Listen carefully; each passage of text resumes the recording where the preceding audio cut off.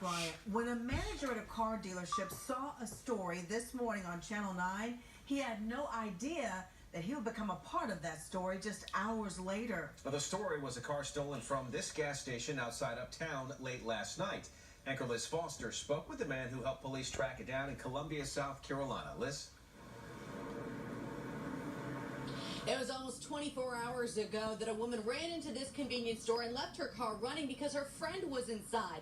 But a man came up with a gun, forced her out, and stole the vehicle. Thankfully, that suspect is now behind bars, thanks in part to an unlikely investigator who spoke only to Channel 9.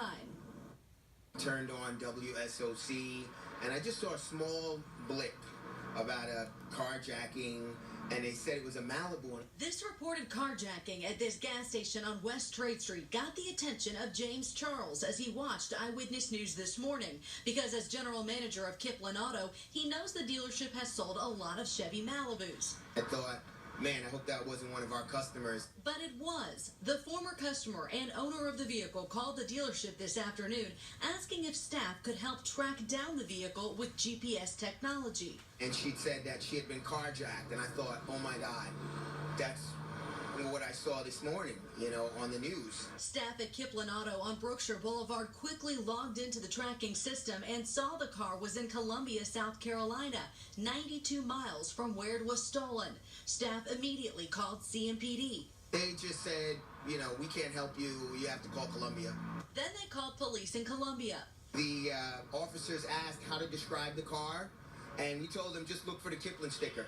A sticker just like this one.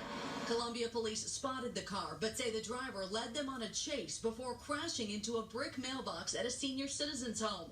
They say the 17-year-old driver, James Oxendine Jr., tried to run, but officers caught him and found a gun. He's now facing multiple serious charges. Thanks in large part to Charles and staff at Kiplin Auto for helping with a criminal investigation across state lines. It was absolutely surprising. I was surprised about the whole thing. I was just happy to help. The woman who owns the car didn't want to be interviewed, but told me she's just thankful that she and her friend were not hurt. Scott? Now, Liz, is the GPS technology used to find this car something that is in every car that's sold? Not necessarily. Staff at the dealership today told me that some lenders require the dealership to put a GPS tracking device on some cars as an anti-theft device and even for asset protection for the lender. But customers who buy a car with it do sign paperwork stating they know it's there. Scott? All right, Liz, thank you.